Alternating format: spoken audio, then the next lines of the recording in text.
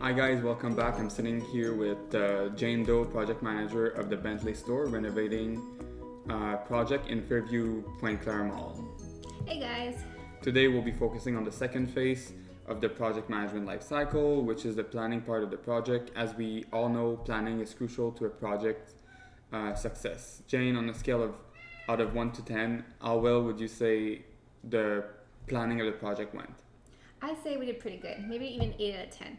Store openings are something we've done multiple times throughout the years. We tend to always see the same people, and the tasks are always similar project to project. Good, amazing. You probably mastered the art of the planning project very well. For the benefit of our audience, let's go through a few key points that need to be considered when launching project. Typically, any project is initiated through the project charter, which is a document issued by senior management that provides the project manager with the authority to apply organizational resources to activities. Oh, that we certainly didn't need. It's assumed that I'll take care of all the renovations, the openings, and the movings of stores. Okay, amazing. Next step is establishing the project scope. The document used to do so is the project plan, which includes what is going to be done, why, how, when, and the quality of the deliverables. Yeah, we did one for the first opening, and we use it for the other projects. When I started 2 years ago, I've been told that's the way we do it. So I didn't really question it myself. I just kept doing it the way they told me to. So you created a WBS, What? a work breakdown structure. The tool represents all of the activities necessary to the completion of the project. It also shows who is responsible for each activity. We want to be specific about the responsibilities to assure accountability from each member of the team. Well, I know how the activities were divided, but I didn't put it formally on paper. Also, I distributed the activities to responsible teams. I let them handle the specifics of their own work. I don't have to go into many details because the team members are used to projects like these. They know what to do, and I don't have the technical skills or the knowledge, so if you ask me to do it now, this is how it will look like. And how would you make sure everybody was on the top of their things? I made sure the key team members will meet twice every month. During these meetings, we will fine tune what was to happen during the next 2 weeks, and we will identify our priorities. For example, we knew that IT needed to determine where the router is going to be placed before we actually finish the ceiling. So you did establish dependencies, but more in an as-you-go way. Did you ever think planning this ahead, using the Gantt chart, for example?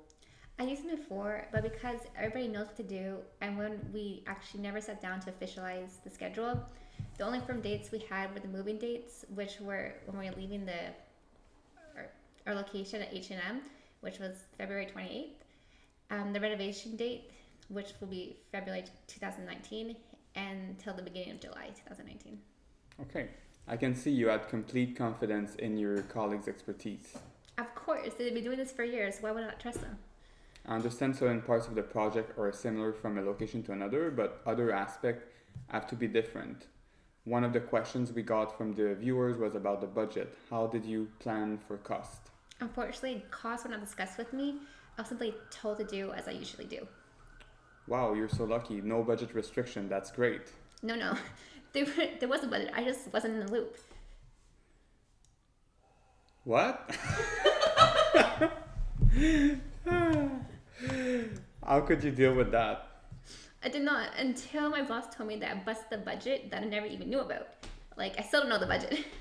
Well, I think that's something we need to discuss further. Stay tuned. I understand that the store would be the first to have a new concept since it was never done before. How did you define your expectations in terms of quality? It's hard to objectively measure the quality of that type of project. We had to make sure that the new location will meet the CEO's vision. It had to look a lot more high-end. For example, we had to use higher quality material.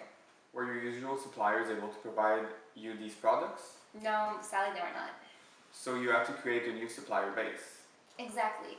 We were lucky enough to have contacts in the industry. Our new CEO had extended network. He had fostered working at other fashion realtors that is higher end.